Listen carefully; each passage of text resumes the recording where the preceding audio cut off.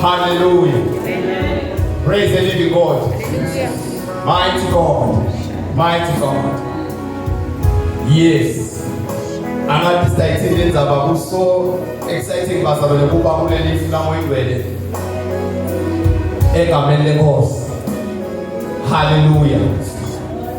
Siyabonga uNkulunkulu lo wethembekile. Ngemalanga onke uhlezi njalo asendekile. Praise the living God. Simbusele moya igcwele bazalwane. Sihlale ndande egameni lenkosi. Praise the living God.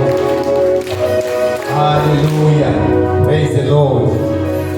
Uyathi bazalwane noma ufike ekhaya kuye kube kuhle kulomnikati welikhaya noma kulomnumzana ukuba ukuthi sofike wakhulekele nangabe kukadlamini lelokhaya uvakala usegedeni ukuthi inkosi Dlamini hluba imlangeni sikhulekile kodwa la kwayo kumenta ukuthi lo mnumzana walekhaya akuvulele ligede ngekumukela lokukhulu. Praise the Lord. Na sishaya tanda moya engcwele lo phakathi kwethu sisuke sikhulekela abazalwane simtshela ukuthi wamukelekile. Hallelujah. Hallelujah. Sivusele bazalwane to our spiritual parents in absentia egameni lenkosi. Praise the living God. Umndeni wakwaMasilela ngiyacela bazalwane bashale ntanda egameni lenkosi. Thank you Jesus. Thank you Jesus. Sivusele Ingcebo tonke likhona endlini egameni lenkosi. Nakumake Mkhwanazi egameni lenkosi. Sibashale ntanda bazalwane. Bathwale umphongolo wesivumelwano bathwala wona abazalwane egameni lenkosi. Uma bangeke bawuthwale ngekwethembeka utawashaya wona lo mphongolo labawholile. Praise the Lord. Uma batawuthatha ibehavior neattitude uza utawabajikela. Praise the Lord. Siyababonga nje bazalwane ukuthi uNkulunkulu usiphile bona na sikhona bazalwane libandla line Ingcebo kwenda lo msebenzi ubekule because iyanxusa kuma intercessors bazalwane sibavusele ama intercessors asebandleni nabo sibashale ntanda bazalwane beka umsebenzi yomkhulu egameni likaJesu. Praise the Lord. Ngiyabonga bazalwane ngibabe Mkhwanazi egameni likaJesu. Angakhohlwa ntolo nginemfati bazalwane make Mkhwanazi. Yes, babe Dlamini wayefika yisho manje lento la nakabonga nasithandwa sakhe yawafuka athi mtusele enduke bani ngangalapha investment ukuthi ikhona but ngaphe ngaliva nambazalwane ngiyambonga uNkulunkulu ngaye egameni lenkosi. Praise the living God. Akusibo show off abazalwane bengakhuluma phambilini ukuthi bazalwane basensitive kakhulu. Eziba sensitive kakhulu bazalwane baphindze irekhipeni isesandleni sabo. Isesandleni sabo nje irekhipeni baphindze babe quick to decide and to conclude ukuthi limbonile baqabene ngekhaya. Baqabene ngekhaya yini esingayiva Mkhwanazi umfati uyamhluka uthole ukuthi usutele na emosquito la bathi uyabona la eceleni uyashumayela nje ubeyakoshala umfati manje nangabe bazalwane sikhubeke angifuni ukuyena angikhona kumtusa la nje nangathi ngiyacompromise ngithi ngivusela make mfana ngabona ushwa nyembeki ukuthi ngidalumendana ungedana ngoba kunema unresolved situations ekhaya. So that you don't vusela because nasiphuma la ngokuthi bizisuke ejongendana but nangumvusela kokoma kakubese abantu bemehlo babuka ukuthi uthini nababona simali bathi now you can preach. Hallelujah. Siyabonga ke bathandeka egameni lenkosi nalamuhla uNkulunkulu nalisuku lasendele lona abazalwane. Siyabonga konke labaqala ukufika la egameni lenkosi. Singamosha isikhathi bazalwane umoya ujabulile. Ujabulile ukuthi ngikhona uNkulunkulu. Praise the Lord. Ujabulile ukuthi kumbe I plenty lokungema resources but nje ujabule ukuthi uyathi lokunale isipho sempilo phefumulweni wami Game logo usibusiso lesenza tonke tinto siyabavusela bogogo bazalwane siyabonga uNkulunkulu ngabogogo endlela sibasha intando bazalwane. Praise the Lord, praise the Lord. Iyanza iteam yagogo andi, praise the living God. Iyanza egameni lenkosi bogogo bazalwane baphethe sibusiso sebakhuluma kwendeke bazalwane. Hallelujah, sebayabusa phinde baqalekise kwendeke. Sebasethutane nenhlitiyo yaNkulunkulu ngoba sebayarevesa inhloko seyibile bayiswana. Praise the Lord. Ngicela sibone eBhayibhelini ethi ku First Kings chapter 17, start reading from verse 1 to 6. First Kings incwadi yemakhosi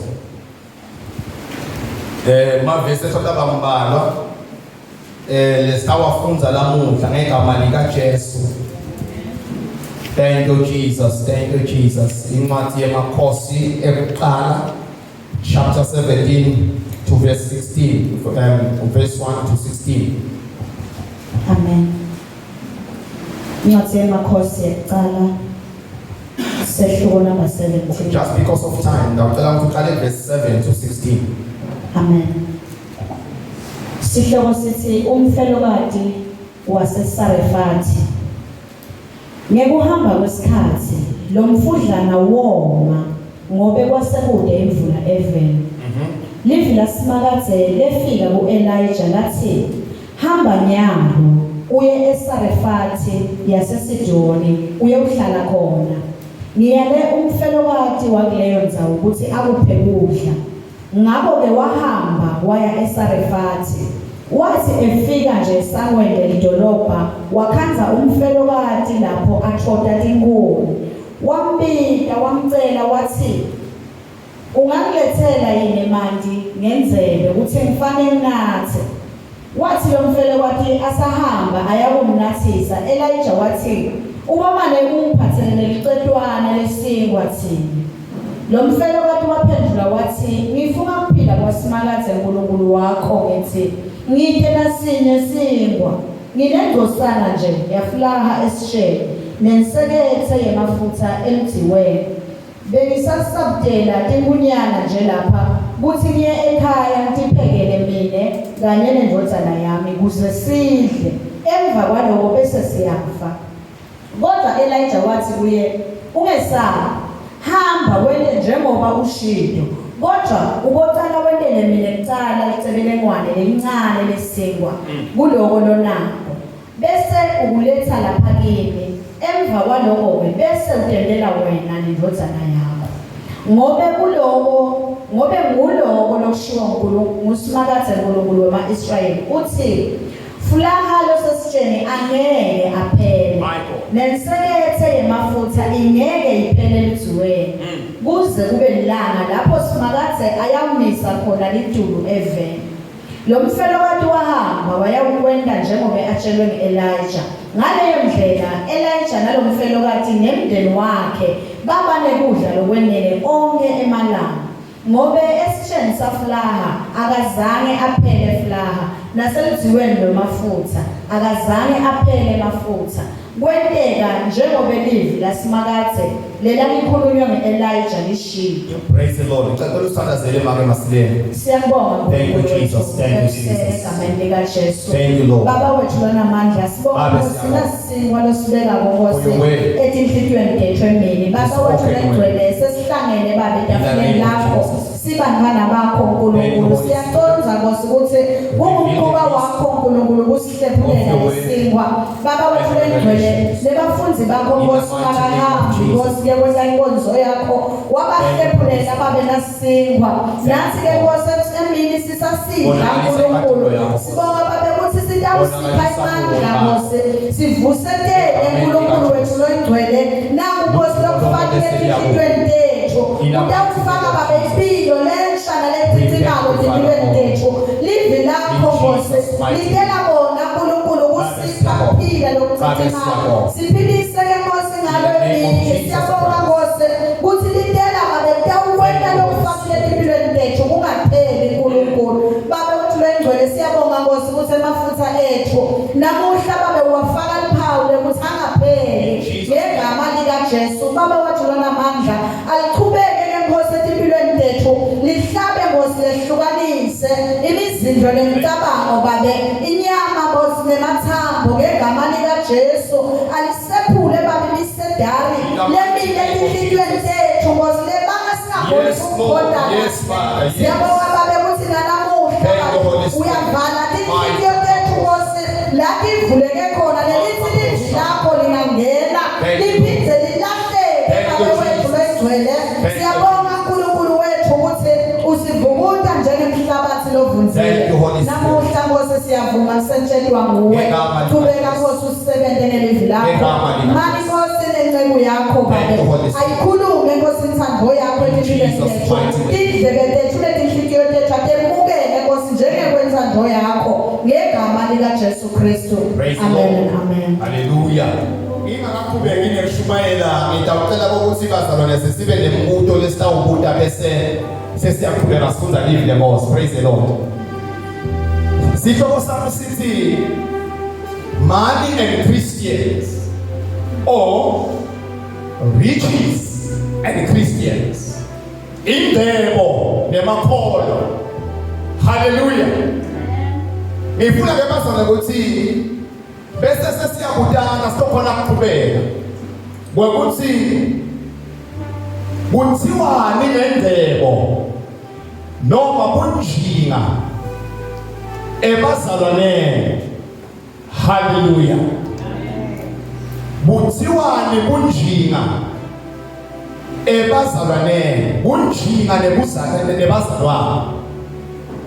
Umbuto wami ke uthi busono yini buceba nekunjinga bemzalwane? Ngabe kukhomba ini lakabe umzalwane anjingile awelofe empilweni?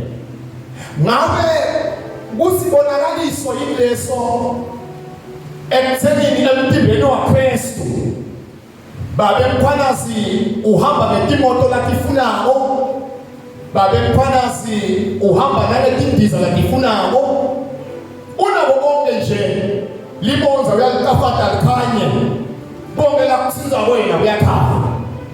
Ingcebo nemakristu, that is our topic today. Ngabe lokho futhi nangabe ninjinile nitebile njengabo Solomon, you can name them, Abraham, Isaac, you can name them. Ngalo okusho ukuthi ninebudlelwane lobuqinile naNkulunkulu na ingcebo yami enginayo ngimkhonda uNkulunkulu, ngabe imveta uNkulunkulu amnene empilweni yami na? On the other hand, nangabe ngiyakholwa ngikholwa lelethembekile, ngikholwa lelisizisiwe, leli blood washed, but ngidla luqweqo lesibonza, ngabe naloko kusho ukuthi angimkholwa yini kahle uNkulunkulu na? So I want us as to go through this topic because yi topic lelo lothola ukuthi linenge bazalwane bayatishiya tindzawo tabo just because of uphuye kakhulu or else unjinge kakhulu. Atithanze akosha umcebo because of akafuni kubonakala ngathi akanaye uNkulunkulu. So the topic of today yebo ukuthi boss nginako ngako konke ngabantu bamphesiba as the righteous one. Hallelujah. So this is the topic I have today. Lengifuna ukuthi lesendlulekile bazalwane ngekusika kemoya ogcwele waNkulunkulu. I know labanye sebavele bavulile amavesi. I know labanye sebavele benemumo. Yes, blessing of Abraham are ours. Sebavulile Malachi 3:10. Yes, he has promised. But tunasiketa kusisonisa. Hallelujah. Hallelujah. Yes, sebavulile uma bebona sebavulile. Lolo khayela kancane, lofuna kancane. Lolo khayela kakhulu, lofuna kakhulu. Nasa sivunile ngakushokile lokho.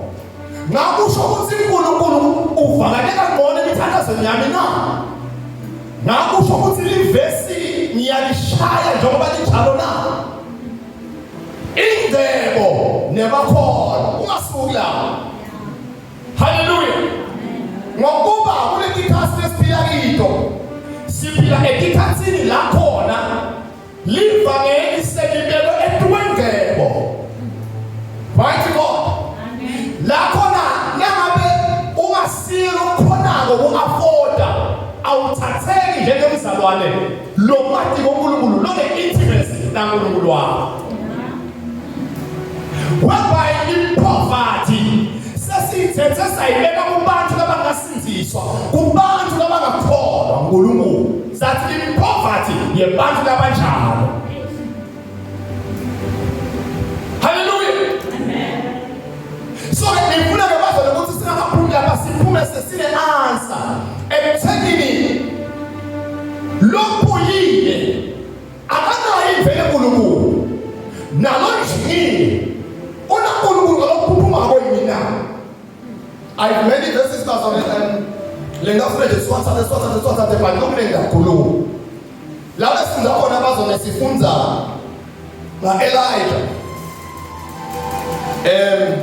umuntu lokhulume emagama ngokuthi akungabi namvumo hallelujah laba kukhulumile lokho lokungabi namvula nayo taba ekhathi lokulamba kwalokungabi namvumo but because of uNkulunkulu unemsebenzela naye ngayo wase uyamtshela lokho ukuthi utawuhamba kanjani kuze ube lokhona kokuphila mina wayidlala izahlasela hallelujah uyayisho lelifuna nakafike akambe ngakhona anathekile lekukhanzile bazalwane ngikhanze ukuthi akatshelwa ukuthi utafike ahlale emfuleni lomkhulu but ukuthi ke utafike uhlale emfulane meaning lomfula uNkulunkulu lamprovide ngawo ngumfula lotawula takhona kunatha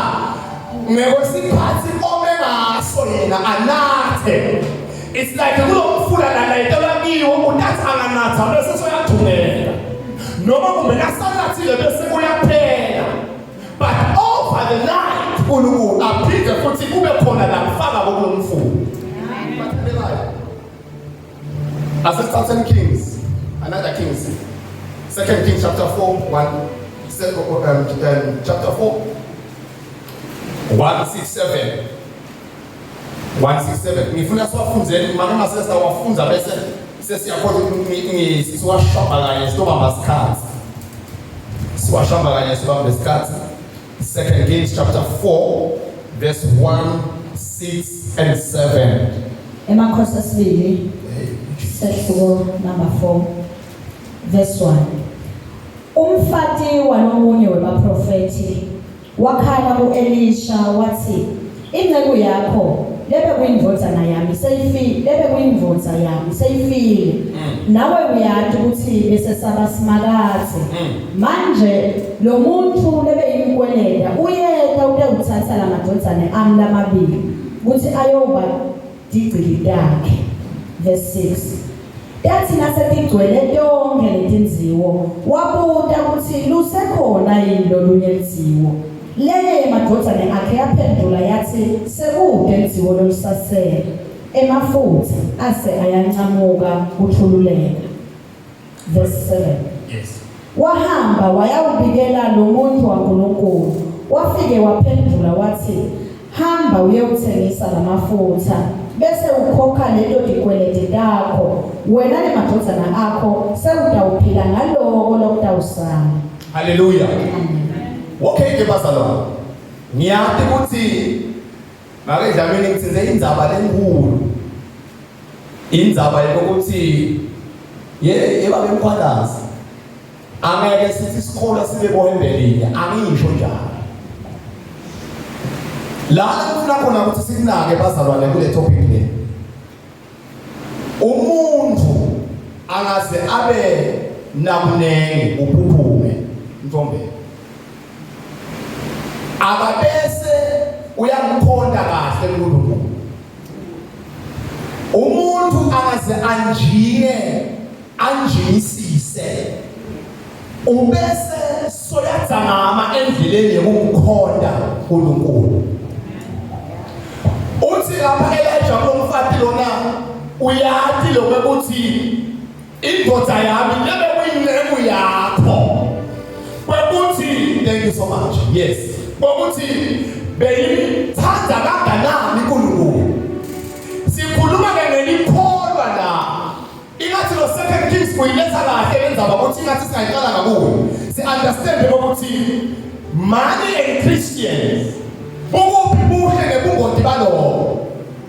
Uthi lo mfati nyalo uhambile ushonile ene ushiye ikwaleti nangemuva abekholwa abesizisiwe bekuyinceku yeprofeti Elijah.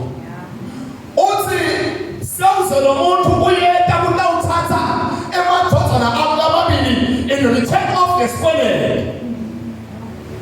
Uthi Elijah uyamlayetela ngokuthi unani endlini uyasho ukuthi lanza tibe kunenge inziwo takho tibe kunenge uyayeta le multiplication of the oil.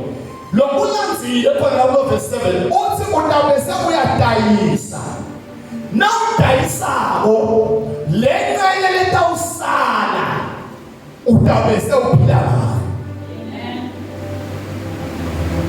Akathi utawudayisa le profit letawanengi nganamafutha ngiyo lona letawubese uphuza etukwayo. But uthi utadikhokha the politics like umbhasele emanjeke kumbe lang 7 uthi ngalo 6 utawubisela diquality endodza yakho bese ngaleli linye uthatha lona uphila ngalo. Mineke lamuhla ingathi lenakhuluma tuwengondo nebhileke khathi lethi no. Ingcebo yethu kufuna sihlale tukwayo ize iphume nangemakhanda ngendlela.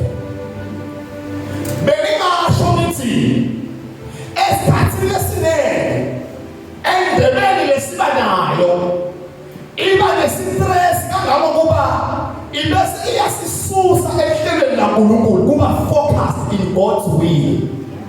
Hallelujah. Why? Because Ingcebo ithanda kakhulu sitha usathane madimoni akhe. La kunengcebo khona nalokubi ukhonela kutokufaka i-arrogance, i-pride, ufaka kulokunene kuba hearted, rooted ngekuthi unemali bantu ungasabathi. Why? Because Ingcebo kuwe seyiphuma iphusha nangemakhaya. Ingcebo lokubi uyayisebenzisa at the very same time ngokuthi utikhanze kungathi solingana naNkulunkulu. Proverbs chapter 30 verse 7 thatha make masilele.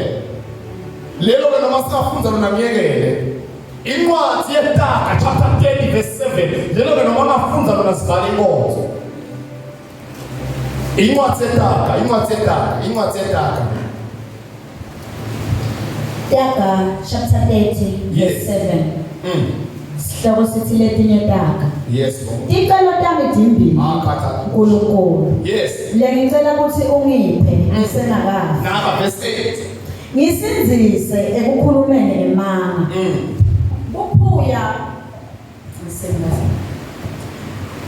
Buphuya nebunjinga ungangiphi.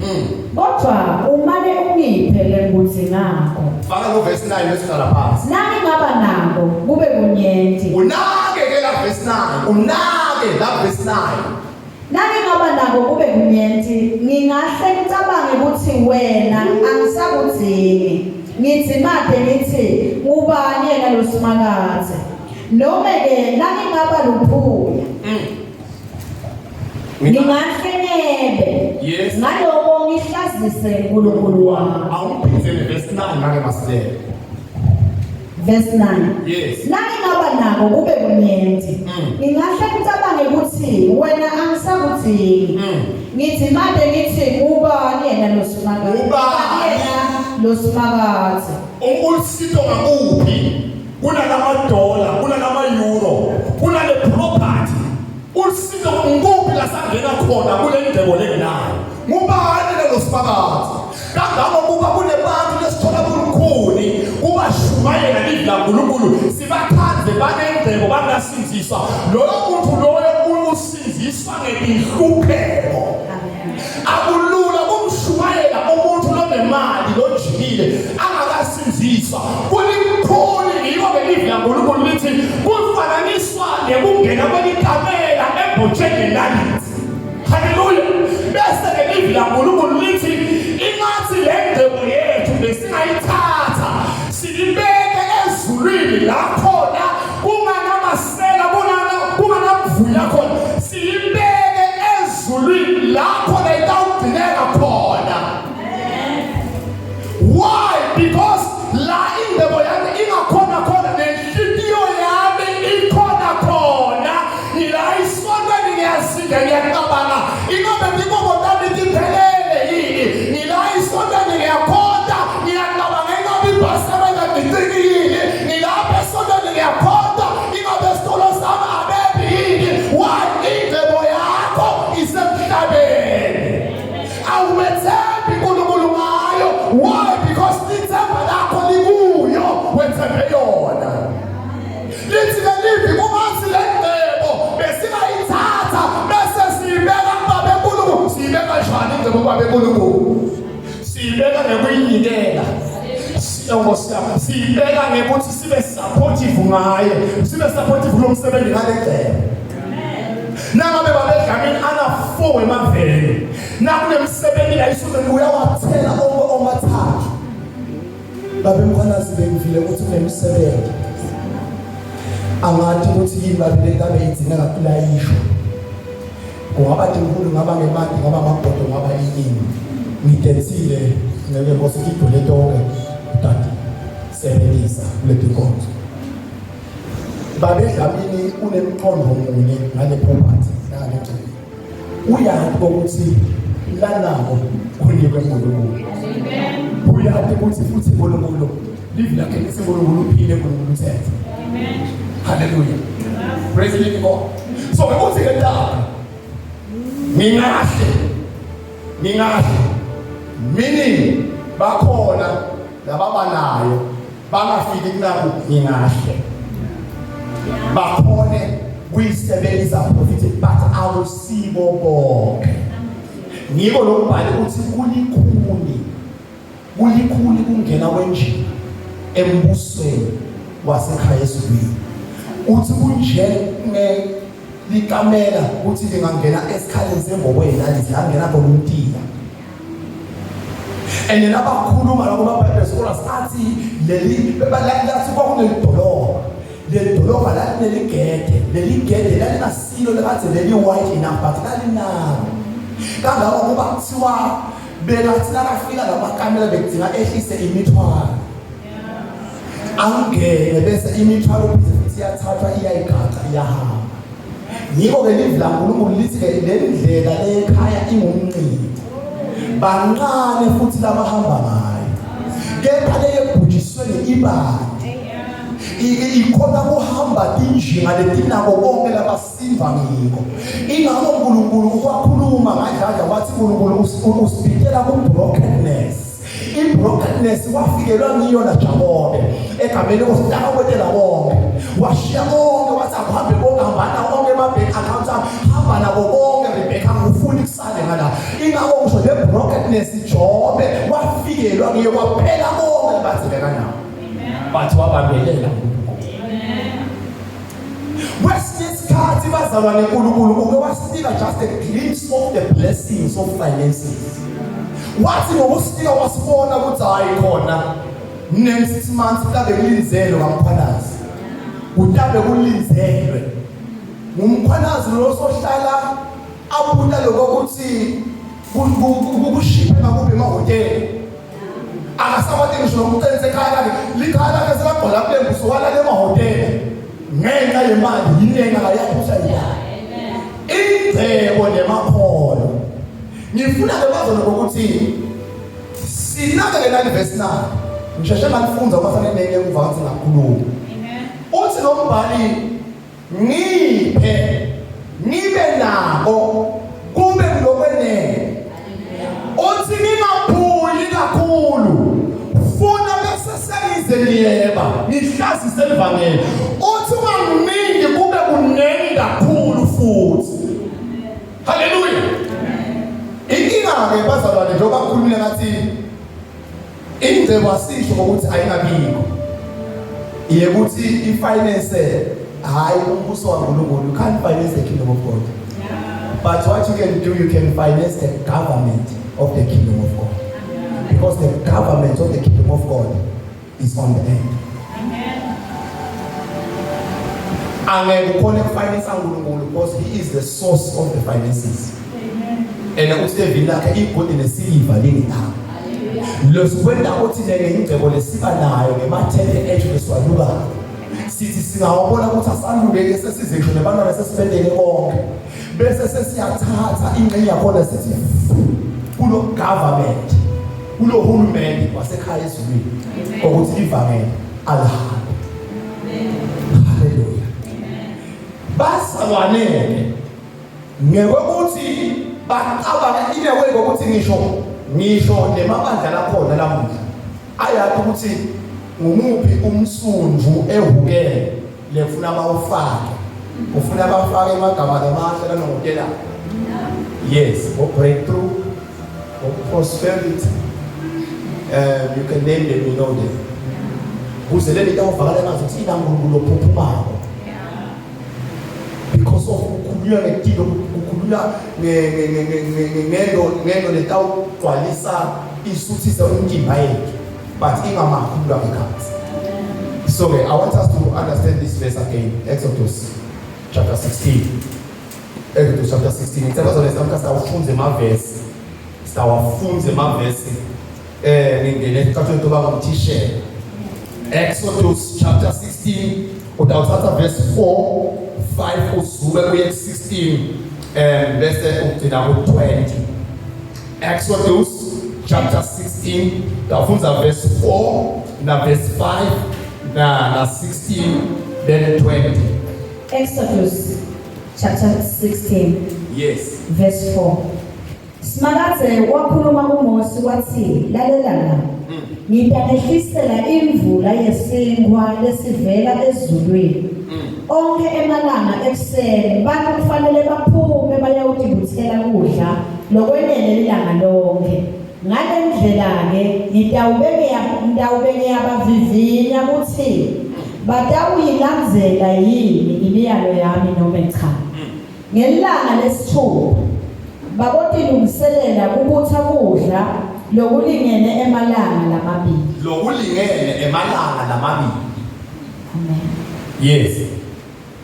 Verse 20. Oh, verse 16. Yes. Ngiko lobo simakadze lakhulume ngako athi ngulowo nalowo akatibuthele lokho ngamenelisa lekungemalitha langaba mabili umuntu amunye kulowo nakulowo mndeni. Verse 20. Verse 20. Kodwa abazange bamlalele Mose. Labanye lokudla bakushiyela likusasa. Kwathi kuza lokudla kwabe sekuphethuka tibuku kunuka bumunyu. Mose wabathukuthelela. Hallelujah. uNkulunkulu ukhokha instruction ngengcebo. Ukhokha instruction ngeprovision. Wekuthi sengibekile ikhona nayi ningayithola ngekuthi nibe ngabatawuma kahle ebutheni namalanga ekuphila kwenu. Ngiko-ke athile shelani bonke abalungile ukuthi tabahambela kahle. Utholeke ukuthi-ke sithe noma sesihanjelwa kahle kini lokukhona kwembatha ngikhona kuba noluphahla ngikhona ukuthi nidle bathi saqhubeka safuna kululeka kulamanye amatafula kwathi manje kwawananga lesesinikwe wona. Why? Because umuntu akaneli nangabe angeke abe nesambulo ukuthi letile itafula lelambi kwamlide kwemubani. Umuntu lokutamenta alwebele kulelinye itafula makhelwane ayoshuba abhalise kuleli ulonde siqiniseko nebukholwa kwakuthi God can provide daily. Hallelujah. Ingaba ukhokha lo mledo uthi nakhona uthi ngiyabavivinya. Why? Because lungakalinwa longakakhuli enkosini Ingcebo itambhubhisa afe isikhathi singakafiki. Uthi-ke ukuthi uNkulunkulu kaMoses labantu laba ngifuna babuthe kwamalanga lamabili o-10 nababutha babuthana ukuthi badla bayasutha ababekeli likusasa. Ngenxa yokungalikholwa livi laNkulunkulu bathi over our dead body sesilambe kangaka usabhise ehlane lamuhla simangala kudla lamuhla simangala sibusiso lamuhla simangala imali lamuhla sithi ngeke sikukhona eMoses you have been starving us for so long lamuhla siyabuthisa. That is why uthola ukuthi Ingcebo yalabanye labakholwako seyize iyanuka ngeke boss iphethuka ibungu. Why? Because le Ingcebo yabo ayisamthokozisi uNkulunkulu. Why? God soyabona ehlingeni yabo ukuthi sembalo sesihlalweni. Sisho sithi noma ngabe sicabanga ukumkhetha babenzimisa abelutho enzaweni yangakithi sibuka le Ingcebo yakhe ukuthi angeke asidlele imali emdeba scholarship angeke asidlele imali ekuthuthukisa imimango sibona ngathi kungcono but sithi ngokubuka sithi maye ngale Ingcebo maye yahlala njengendandatho elikhaleni lebhuluku. Why? Because akakhona kuyihenglisha nekwethando yaNkulunkulu kuyithatha for a day. Uyithatha uyigraspela ukuthi ufuna labayongo siyabo. Lithi-ke livi laNkulunkulu Solomon alinalutho kungoba angicela. Uthi noma ngangicela ngicela kabi ngicelela etinkanweni ke. The reason why babenzilisi siphunyukelwa ngemakholwa agijime ayeka ko breakthrough all night prayer. It is because intention yokuthi lesibusiso bafuna ukuthi sisothe nje ukuthi abantu abababhadele lesikoleni badlile bagqokile bathi noma uNkulunkulu asabendele lo msaloyo bathi no it's not enough sesifuna kuyoshow offer.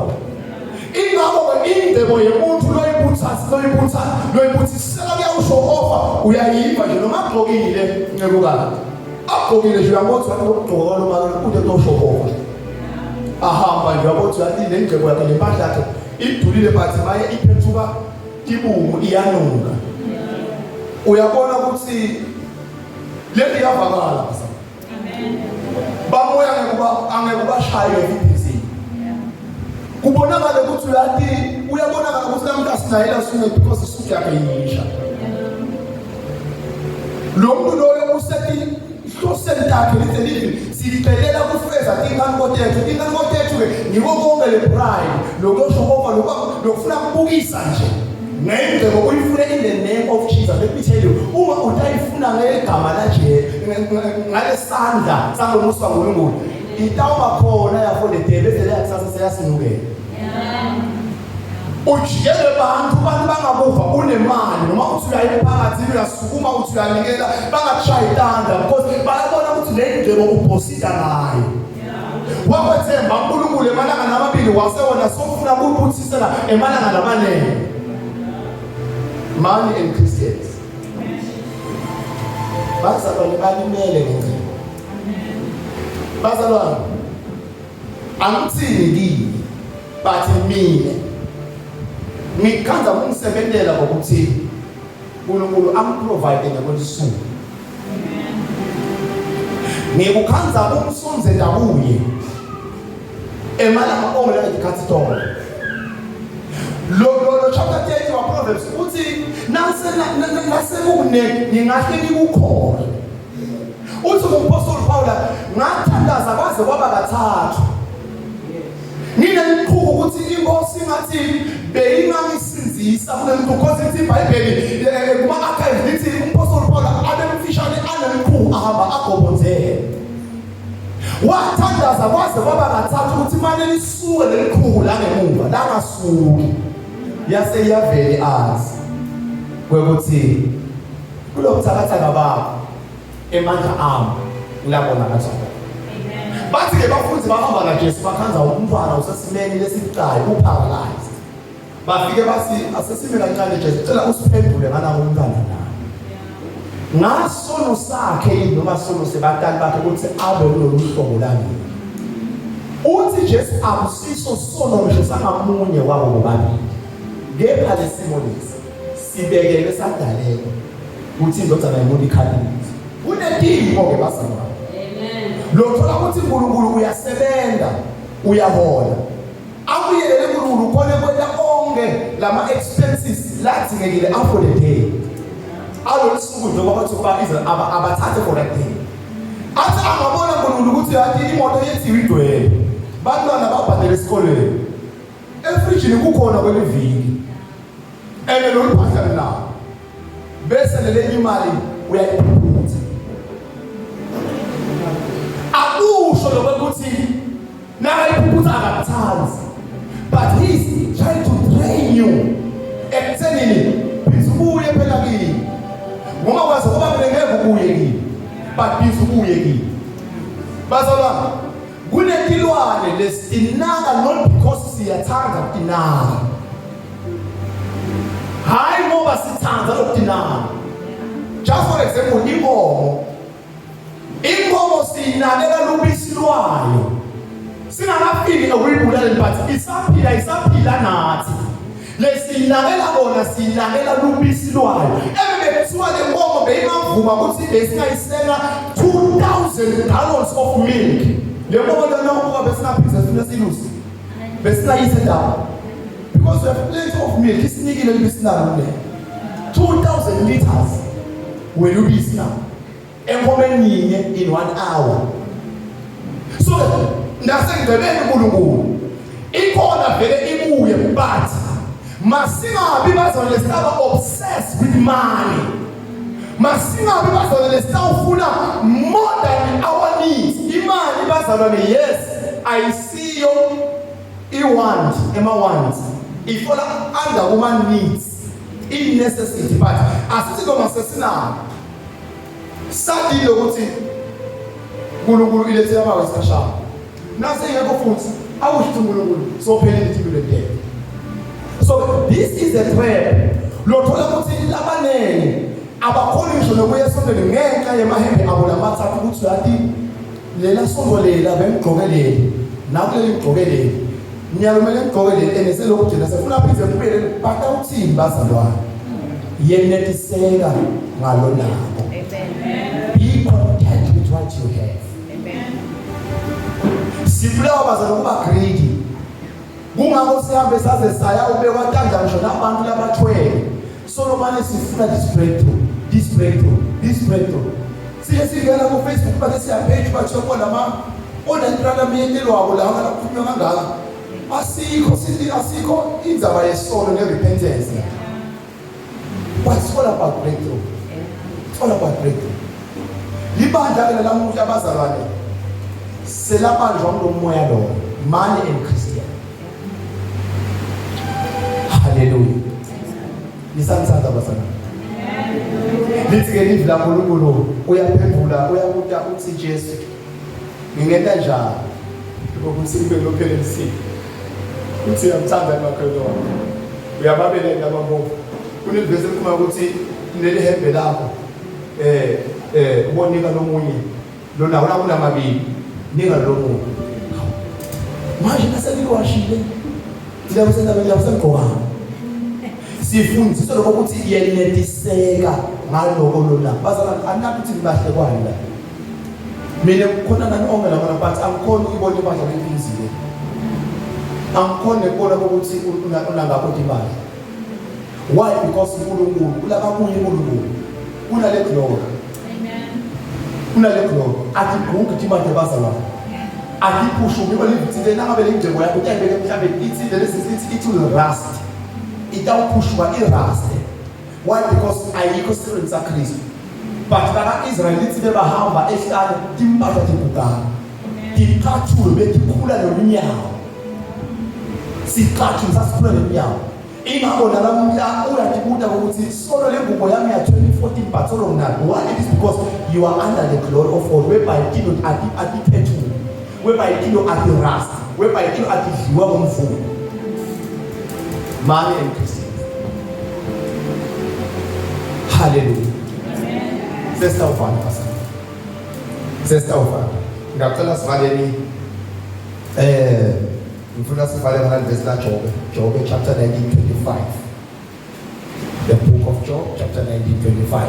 I know ukuthi abanye leli balaphe noma balele. Ukophamile ngiyakho umhle wakho uyaphila. Yes, praise the Lord. Ngicela sibuke ibazalwane bese sesiyathandaza. Hallelujah. Praise the living God. Incwadi yaJobe sehluko 19 verse 25 na 26. Kodwa mina ngiyathi ukuthi umhlenge wami uyaphila. Nekuthi ekugcineni uyakuma edikwalo mhlaba. Ngisho noma umtimba wami sewubhujisiwe. Kodwa noko emtimbeni wami ngiyawumbona uNkulunkulu. Amen. Ngicela verse 27 again. Mina ngobolwami ngiyambona ngewami emehlo mina lo hayi lo munye maye inhliziyo yami seyamlangathelela. Hallelujah. Amen. Ngingakafikile verse lebasa ngoba nginesavala. Uyasitana basana. Ubiblical. Uyasitana uneliseka makehlo ngalona. Amen. Kunento lothola ukuthi bobabe emakhaya baphuma njengenkosi baphume emsebenzini bawudlala draft kushaye 10 ebusuku 11. Why? Make ekhaya udemanding nangetilo leti useless. Ayikambheki vele amen. Angambheki amen. Make ekhaya uyiphela ile wengokuthi ubabonile bosofa bangena lamakhelwane bakhe bosofa basuka angababoni ukuthi bagugile bathi ungeke ngembona kamakhelwane bangena waqale wabona bakhe ukuthi sebagugile abasi babehlophe hey nkosami sisapha maye nkosami ngibelethele ngabashinda bosofa hayi babheki ungathona uyibonile ukuthi seyihlaso bantu nje batawuthini batawuthini bathi nabangena lapha ibabasisi uyababona ukuthi uthi ngokuthi bathi uyayibuka lenzaba usobona ke makhathona emgqoleni wamakhe ukuthi umntwana ubona imoto yakabhezi ingena nabosofa bamakhelwane jo abesona bashintsha mosema pillowcase emakushini and so on ubukeka nosofa la ekhaya bathi sekungene imoto yasebhezi make soliphela endlebeni yababe. Ngicela ukugijima kakhulu lapho. Ngiyibo lokudala i-division bazalwane angathi noma kumbe. Ngicela ukukhuluma lokubazalwane. Nangabe kunemacouples. Langazake asale ayele i-counseling. Angathi ukuthi kutawende kanjani. Imiqoka i-counseling yebantu nabayoshada. Yeah. Mina nemntwana sayingene i-counseling. Deep counseling. We understand when it comes to finances. And the woman abakwadi nokuyibeka indzaba kahle. Ngendaba ngendlela ba-obsess ngayo ngemali. Bayibeka ngisho nangesikhathi sokulendoza indlela ekhaya tawuphumula. I-counseling yangitshela mina ngokuthi likhaya kaMkhwanazi. Yindzawo yamaMkhwanazi ivela khona avikeleke khona. Bese kuthi likhaya kaMkhwanazi nanti emsebenzi yindzawo yababe yokuphumula. Hayi ukuthi yindzawo babe la khona ayokuma ngetinyawo angene eboxini. Aphendule ukuthi ngithi lapho sofa bale bhalwa nini. Eboxini abude ukuthi ngithi le DS isubscribe nini. Labantu abambataya nini ku private school. Eboxini kanti inhloso elikhaya yindzawo yokuphumula kwababe. Nakabuya babemsebenzini uyahlangabezwa akhokhwe libhaji lakhe lihawo elihawa khona abantu besandla uyahlaliswa phansi sengitshela tino ledenwalela uMkhwanazi ngithi namfika uthi wena benjani usuku lakho ngisathi ngilambile awulethe kudla kuqala hathi ngumuntu kanje ngithi hey just so busy. Athuke ngofuna ukwendele imicala ukuthi Ayilesa nje lokudla lambi. Manje ufuna ukukhuluma about the day why because ufuna amaniko zakhe umjujuda. Sengamatile angumtshela ukumphatheka emsebenzini ngingaqethi ukudla ngoba ngeke ngidle kahle. Kabe Solomon afuna lokwazi isisusa sabo nesiphetho sabo ukuthi so wena ke yalo sonjani ke yalo are you healed are you okay manje ngisadla mina sengeke ngisibukahle uthuma ngekudla tolo. Ngithi ngada ngiphile nje manje. Abone ukuthi no I'm not at peace kanti ufuna abe ngiba at peace ekhaya.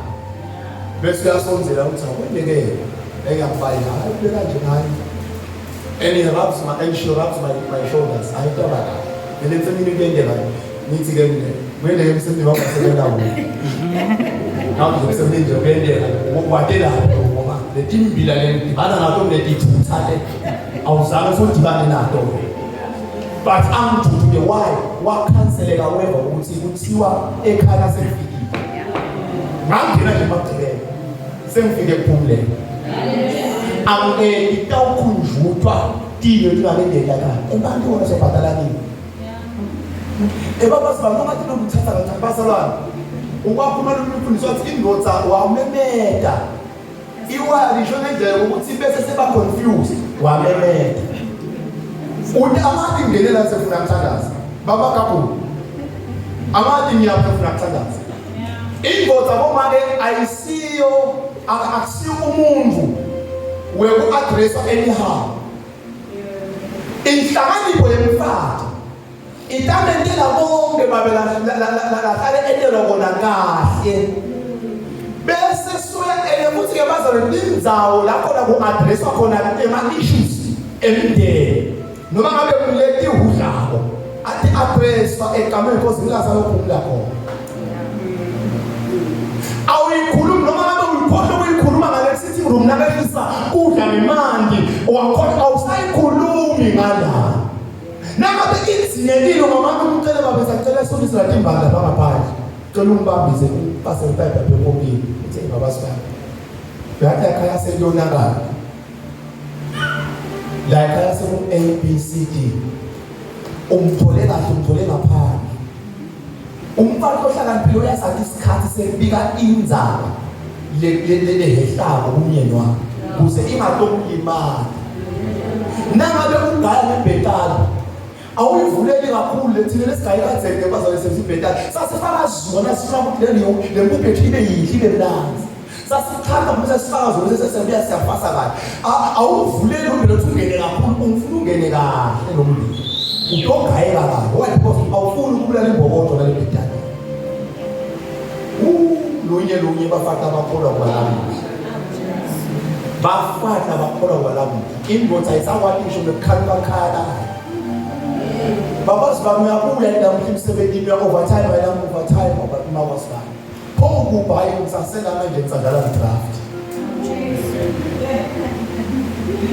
umfati longaneliseke ibathe iyabuka le ndoda uyathi kunema-project ekumele ngabe le mali siyisevela wona bathona seyinkinga ngisova iyo lesihlala kulo lesingayithwali ngisova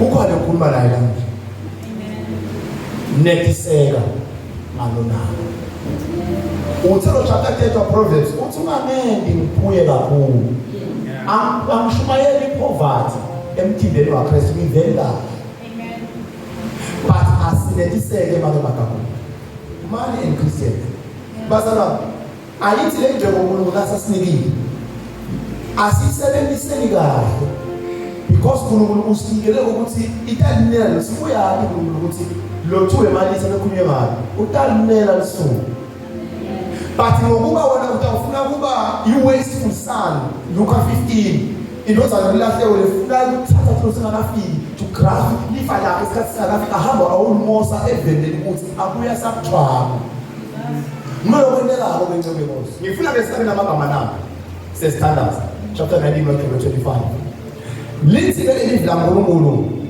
ngokuba mina ngiyathi I know ukuthi ngemagama lesosasebenzisa ukuthi ngiyatakwendeka now sithi la sentiment balwe makakula sithi hayi ngiyazi ukuthi umhlenge wami uyaphila angeke ngiphelele la ngemagama ngisasebenzisa bangasasa incwadi yaJobe sesiyathandaza ngokomakakhulu chapter 19 verse 25 ukuthi nginedinkinga ngizentimela bese sekukhuthaza ukuthi hayi umhlenge wami uyaphila angeke ngaphelela la glory to God kepha la magama aJobe akusiwo emagama lasenteko sanyalo esimeni lobuso angiphithi akusiwo emagama lakaba senteko sanyalo esimeni lobiso Jobe abekhuluma nesenteko lesitawukwendeka ekuthenini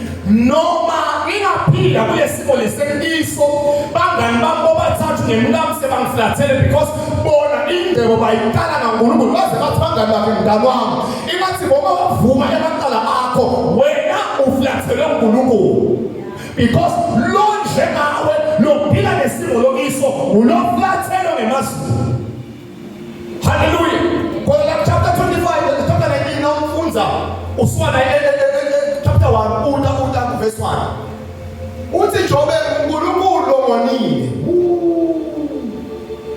uthi uNkulunkulu lomonile ngitshela abangani bakhe yaphezulu ekuthenini kulesimo lakiso asikho nasinye sona lesimdrekele ukuthi akabe la why because Jobe kuthiwa kuyindoda lebeyithembekile imesaba uNkulunkulu kangangokuba bathanda bakhe bebathi noma bena emadzini egameni lenkosi bekabese ekuseni uyathatha silwane lelo lesina nasiyela asithathe ahambe ayawenda umhlatshelo kuba beNkulunkulu afike athi Nkosi amadi basakijabulisiye basenda lamathi amadi kuphi labakwendile labakuthukemako ngabo ngicela insethelelo yakho ngebathanda babo ingathi Jobe bese kakhona amagama lakho lencwadi yakhe athi noko nawe kuvume ukuthi isono sile sekhaya lakho uthi uyawuhamba ngetiki ungasabi lutho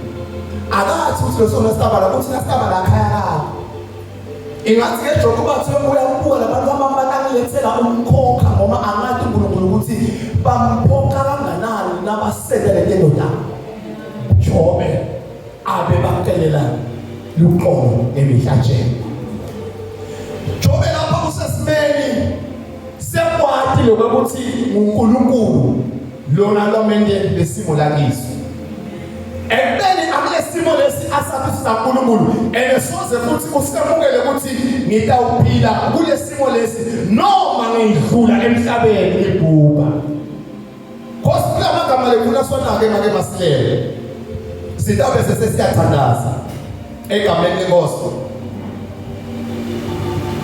kodwa mina ngiyathi ukuthi umhlenge wami uyaphila nekuthi ekugcineni utakuma eduka lomhlaba oyelo time bazamele ngawaqonzi lamagama makehlobo nisithe umoya vele ngafika waqonza njengenkosi ukuthi Jobe abe makhulumi ngekusinziswa kwaleso sikhathi bekakiso abe savela ligabile lijobele ukuthi noma ngingafa nje ingawatshela umfati akathi umfati losihula kanti uNkulunkulu sitawubheka lokuhle kuphela yena haleluya lamagama aJobe laba ngemagama ekokuthi nakatha ukufa solo ngalesimo lesiNkulunkulu angakathukani naye angaphambana uNkulunkulu uthi lemkwati kokepha ngiyathi ukuthi umhle wami nakaphila bidukwana ayawuma usho Jesu ukhuluma ngaJesu abekhuluma ngaJesu ukuthi uyawubuta umhlenge wakho umhlenge munye ngeJesu bekude umhlenge wathi umhlenge lokuba dilwa nebathi bakahlaba ihlabela abantu abantu kwakungiyiko bathi bangumhlenge wesikhashana but umhlenge nokungiyena bekasandafi uthi ke Jobe kophana neminyaka ukuthi msukwana safika umhlenge asafika umhlenge ukhuluma ngamagama 26 uthi ngisho noma umtimba wami sowubhujisiwe Jobe ukhuluma esibenze ukuthi ngitawukwenza ngibhubhe kulomhlaba nalamathuba konke but ngale kwethuna kukhona into besekendele verse 26b part wakhona uthi noko kodwa emtimbeni wami ngiyawumbona uNkulunkulu. 27 mina eqobo lwami ngiyawumbona ngewami emehlo mina lo hayi lomunye maye inhliziyo yami seyalangadelela. Can you rise and pray? Thank you, Holy Spirit.